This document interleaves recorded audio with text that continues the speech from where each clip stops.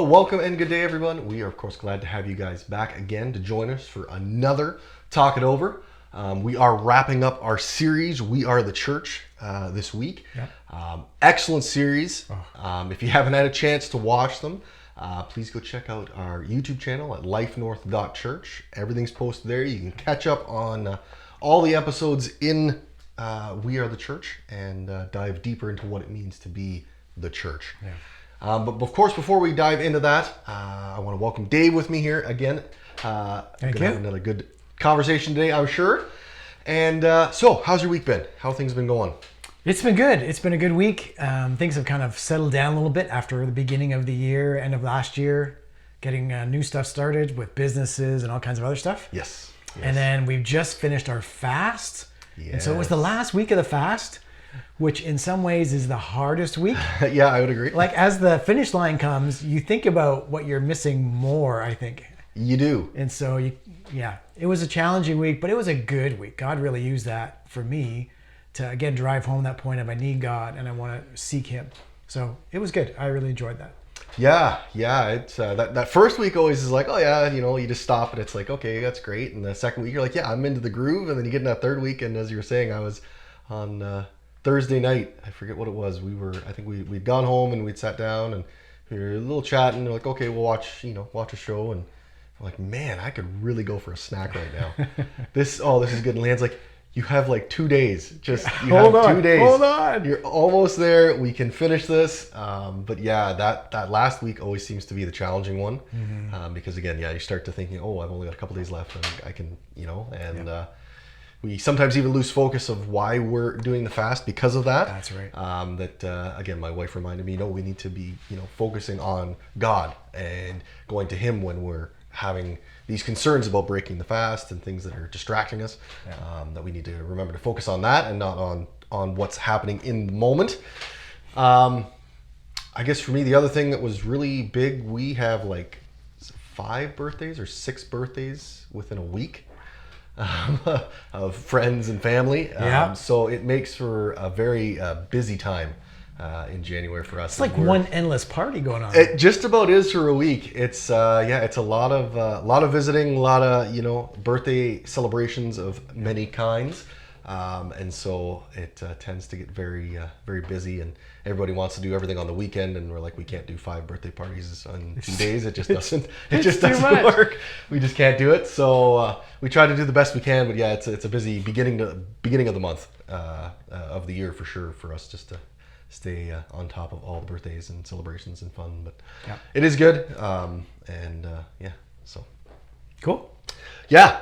We're finishing up. We are the church, and our last one here in the series is letting go of loneliness. Yeah, which is an interesting title, for the last in a series. We are the church. It is. It's a very interesting title. Really appropriate once you hear the message, but it was kind of like, where's that going? It made me wonder. I'm like, loneliness. That's a very interesting one to wrap a series up on. Usually, Craig likes to wrap them up on a very pumped motivation. And loneliness is like, I was like, man, I hope it's not going to be too sad. Like, I don't know why when I was sad. It's a downer. A downer morning. That's not really how I want to start today. But it was a very interesting title. But again, excellent message. Craig did a great job unpacking that for us this week. And I encourage you guys, definitely go and watch it if you haven't, because it is excellent. Craig kind of discussed there's 1 out of 3 people, and he did a little thing about look to your neighbor and tell them that they're they have value, that they're a part of with you. And he said 1 in 3 of these people are going to end up in one of kind of these categories. Our first one is you have needs in your life and no one to meet them. Which I think is quite common, where there's a lot of need out there, but there's either you're missing it, as we discussed last week. You kind of miss out on some of the things because you're preoccupied, and you're not seeing what's around you, and there's people around you that are in need. That's right. Like we have our back to people who are in need. Yes. And so you don't see it. And we don't see it. Even though you genuinely would like to help, you just don't see it, and so you don't help. You just miss it. Yeah. Yeah. The second was you have hurts to share, and again, no one to listen to them. Yeah. And again, that really brings into the community part of, the people around you that you can rely on, count on, there to support you and encourage you.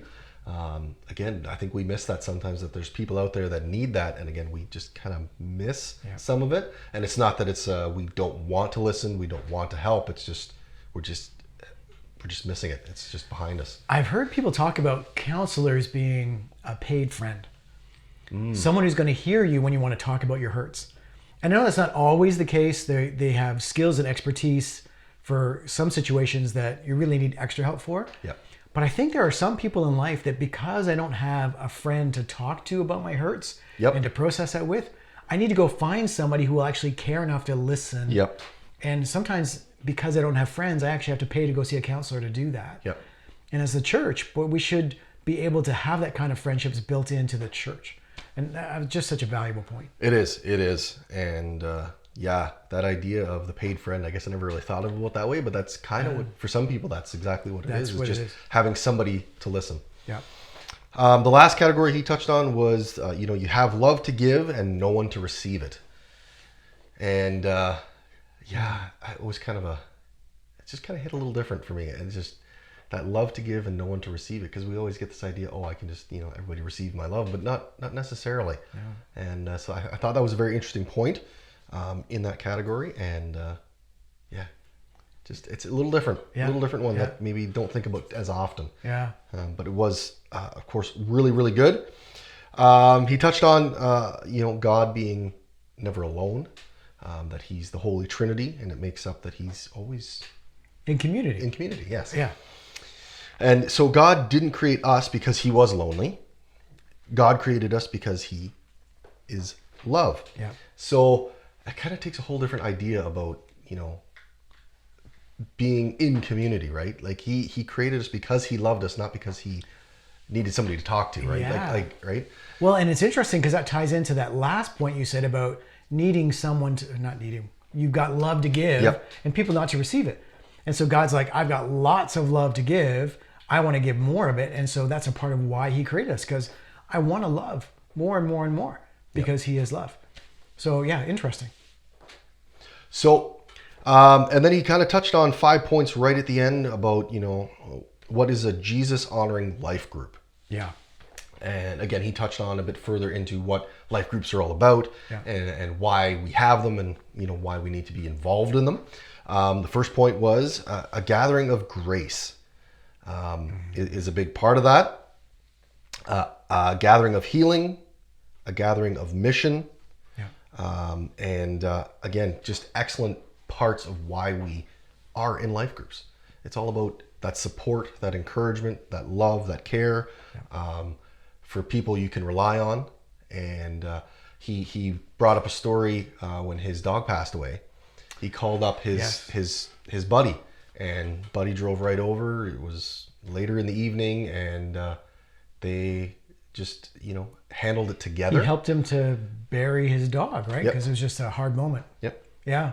And so I thought that was again a really good part about why life groups are so important. Yeah. Because that really, for me, pushed it home that no, we need to be in this community. We need to have those supports. Yeah. He had a couple other points here. We need to serve one another. Yeah. This is very important. Show hospitality to one another. Oh, the one another's. That's right. Yes, the one another's. Be kind to one another.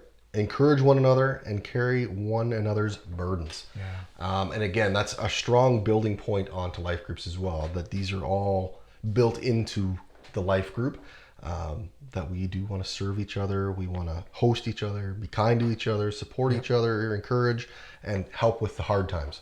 59 one another's in the Bible. Yeah. 59. 59. He covered 5. Yeah. Yeah. Kind of running out of time to go over 59 one another's. But, even just to list them all would take too long. So just diving into what that looks like on the kind of the more 5 main one another's of what builds a life group and what it's really about and why we are a part of them. We're going to get into our questions here, but first we're going to do our scripture reading. It's in Acts 2, 46 and 47. Every day they continued to meet together in the temple courts. They broke bread in the homes and ate together with glad, sincere hearts, praising God and enjoying the favor of all the people. And the Lord added to their number daily those who were being saved. It strikes me that those verses really just strike me, because we discussed this a little bit earlier today, that, sometimes church is the only time you meet and see, people. Yeah. And looking at this, these guys were meeting every day, not just on Sunday for, an hour, not, Sunday in a life group. It was every day. They were meeting in the courts. They were breaking bread and just sharing and being together. It's interesting, right? Because in this context, the temple courts would be like us gathering as a larger group at the church building.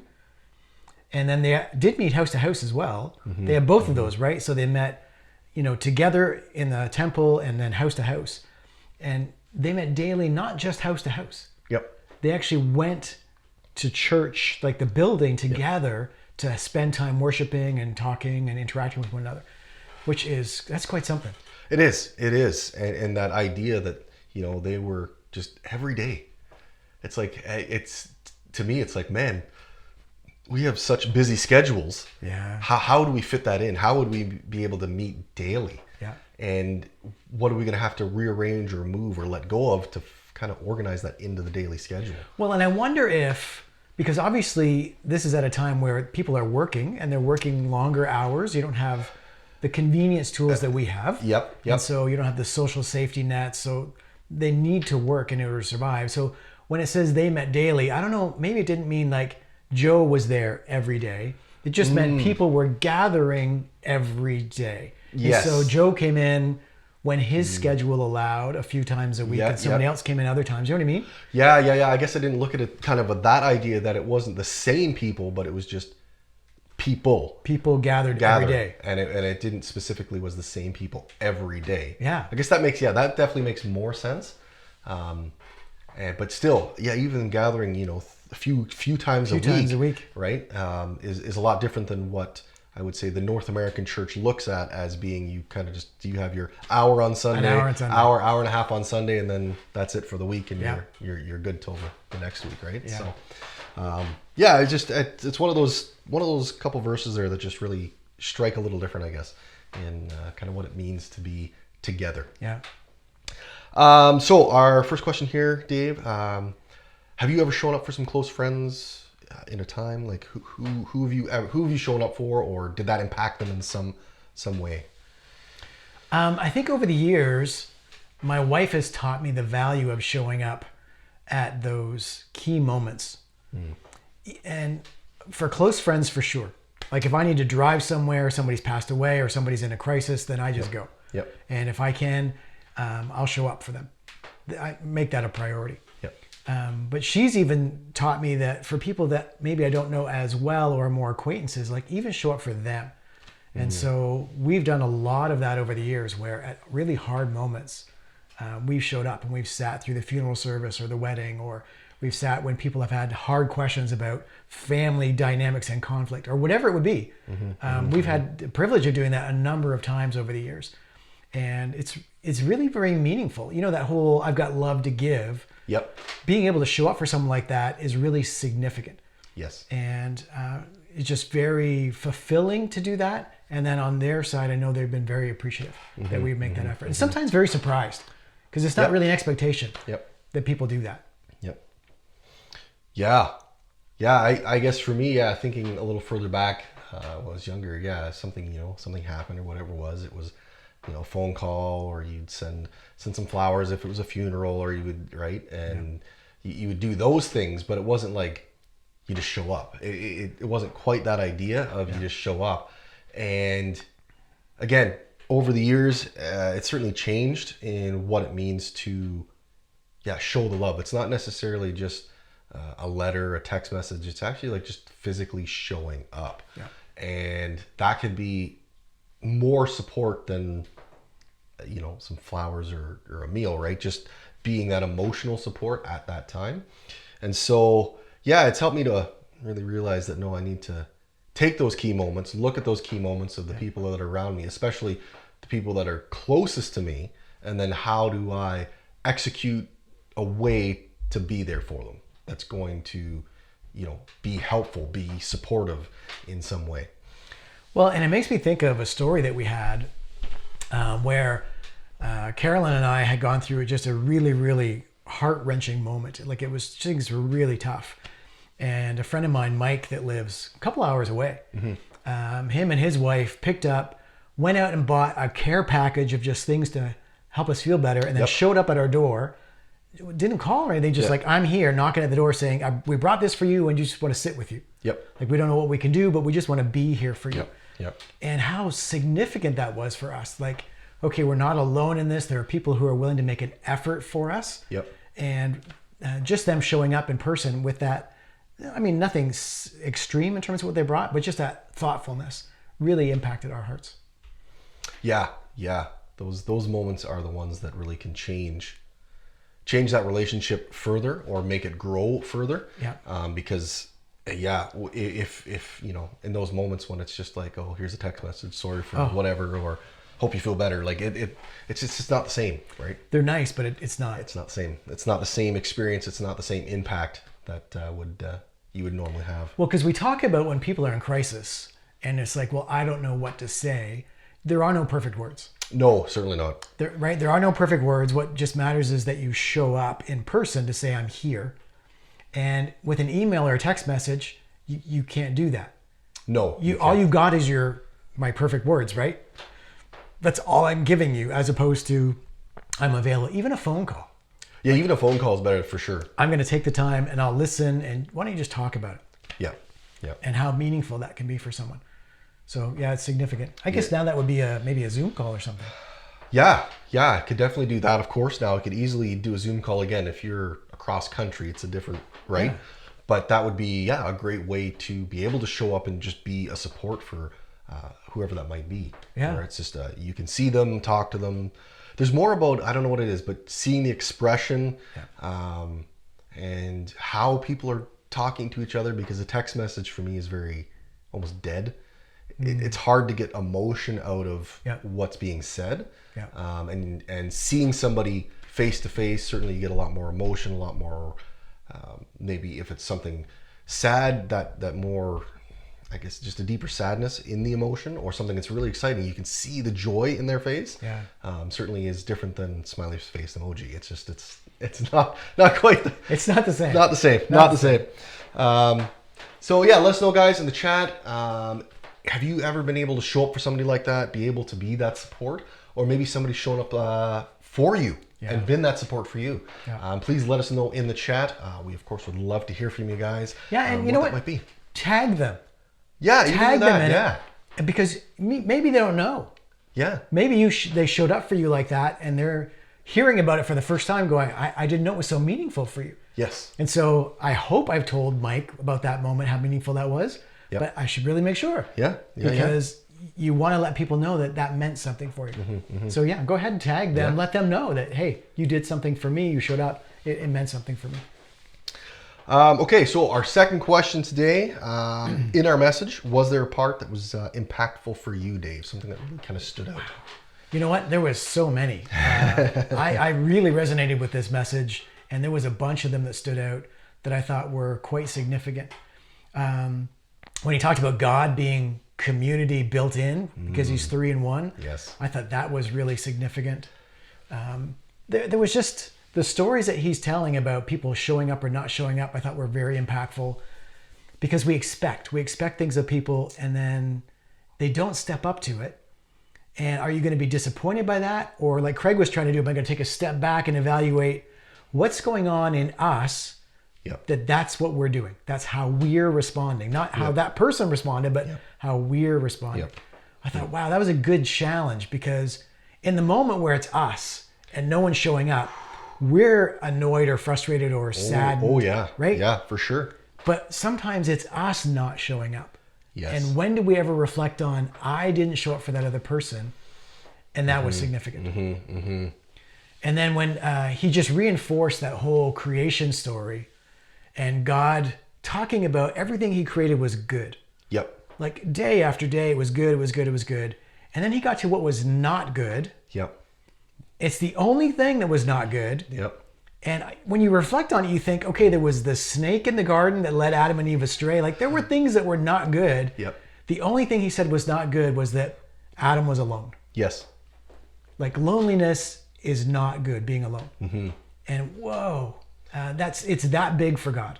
Yeah, just the significance of loneliness. Yeah. Like, and how important that was to God that we aren't alone.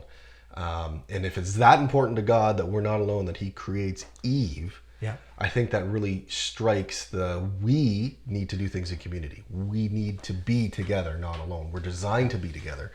And over the past few years, it's gone the opposite way. We've been very alone. It's been, we work from home, we live at home, we order our groceries from home, we watch our shows on home, we do church at home, you don't have to leave your house. And it's really shifted it to Craig reinforcing, no, God created it to be together. Community. That we shouldn't be alone, that community. And really looking at that, it's like, we really need to focus on this community. Why was God saying that was not good? Why is that so not good to be alone? And really taking that to heart and saying, no, we need more community together. Well, and for people that are feeling lonely right now, and you could be around lots of people and still feel lonely. Yes. To know that God is saying, that's not what I intended for you. Yeah. Like, I don't want you to feel alone or lonely. That's not how I wanted this world to be. Obviously, because of sin and brokenness, it's there. Yep. But God wants you to be connected. And sometimes that's us making an effort to step out and reach out to the people around us. Yep. And take a chance. Yep. Really take a risk. Yep. For sure. For me, again, there was so much in that message today that was just, kind of hit different strings. Yeah.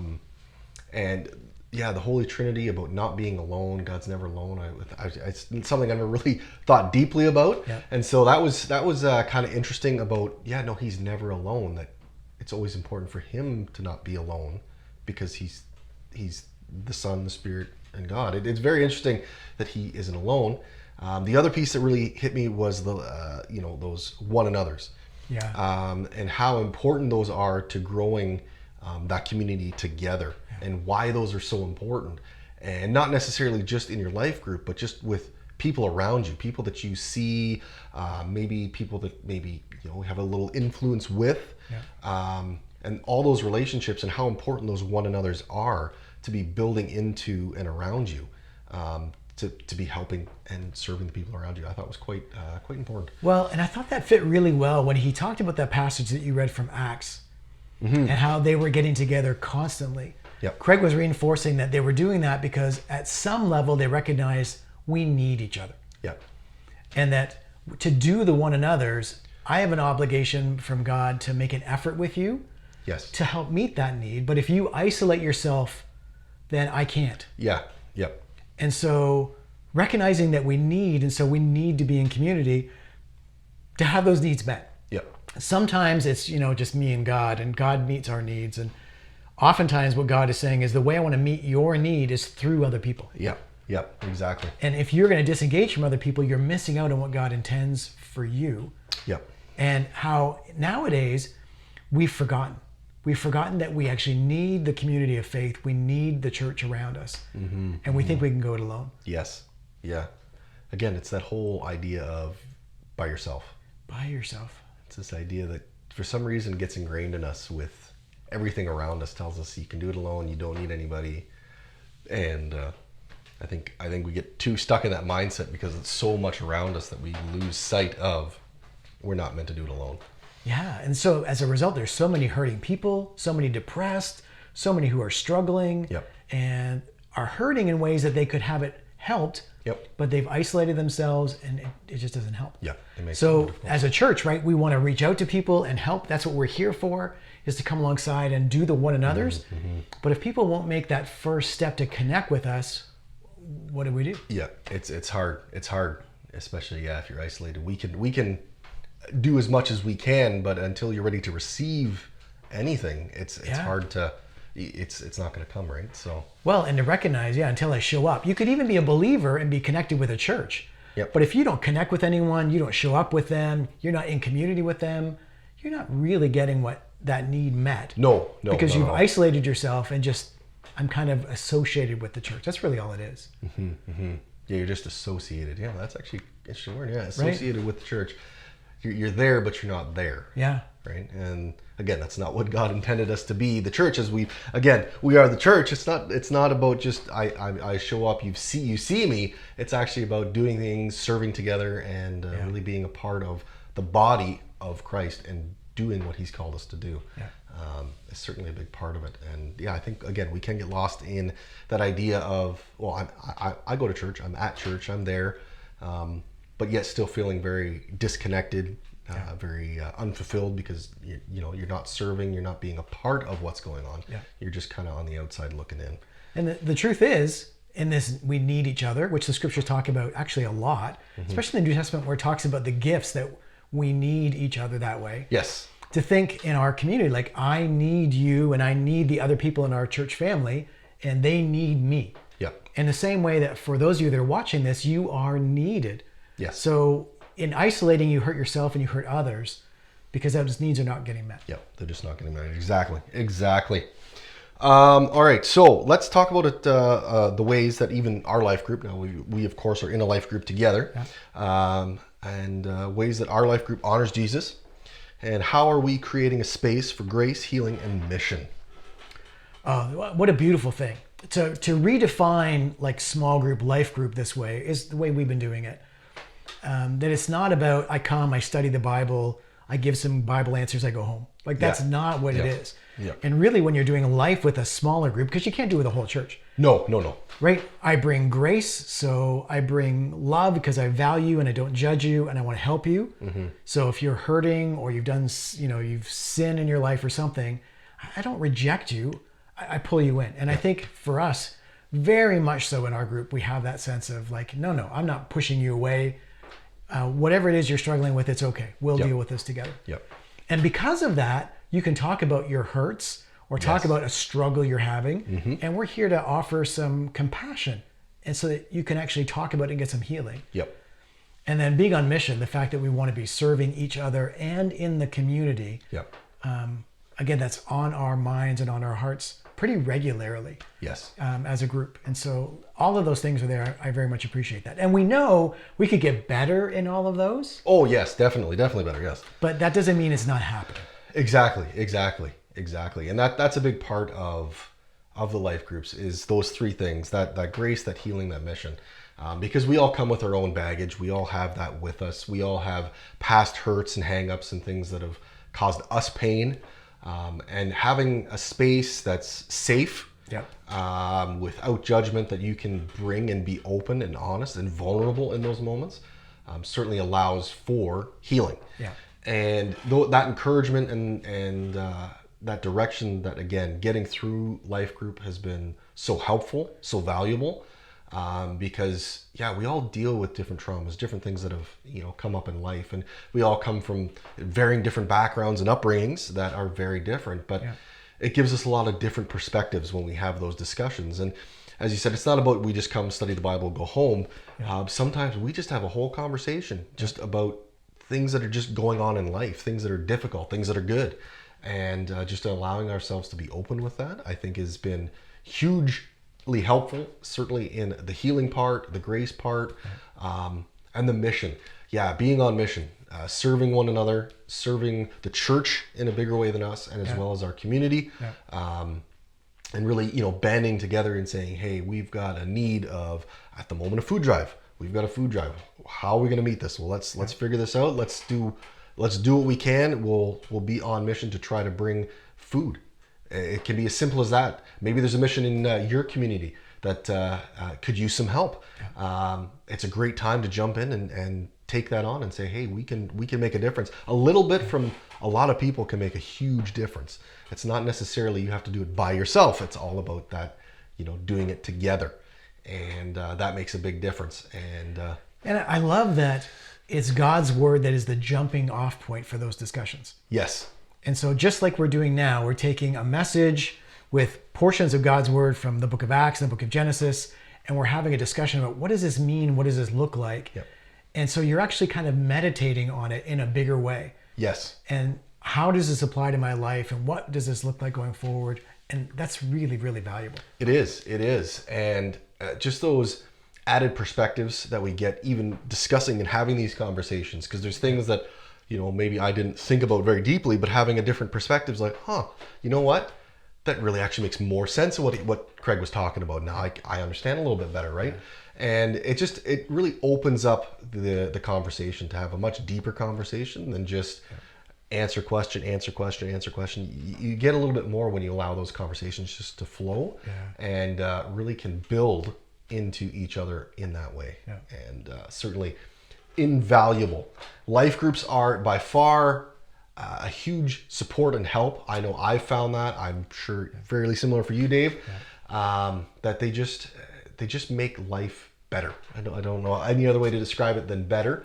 Yeah. And so if you guys want to join a life group, they are available. You can contact us. We can get you connected with one of the life groups that we have going on right now, or you can start one.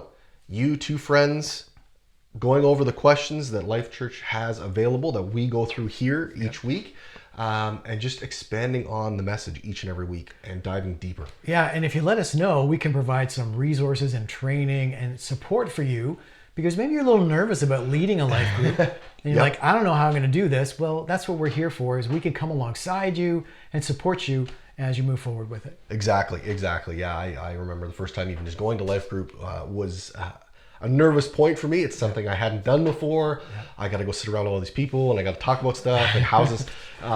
But once you get there, and if you start building those relationships, you start discussing, and the conversation just tends to pick up, and you just dive into things deeper, and it's so much more fulfilling and rewarding, and just getting into God's word more and diving deeper and just getting more out of it certainly has been excellent. Yeah. Man, time flies. Yeah. I think we could carry this conversation a whole lot longer, but there was more. Man, time does fly. We of course want to thank you guys for joining us again, and just being a part of the conversation. Yeah. I want to thank our tech guys behind us, of course, making this all happen and available so you guys can be a part of our Talk It Over. And of course, we want to remember, whoever finds God finds life.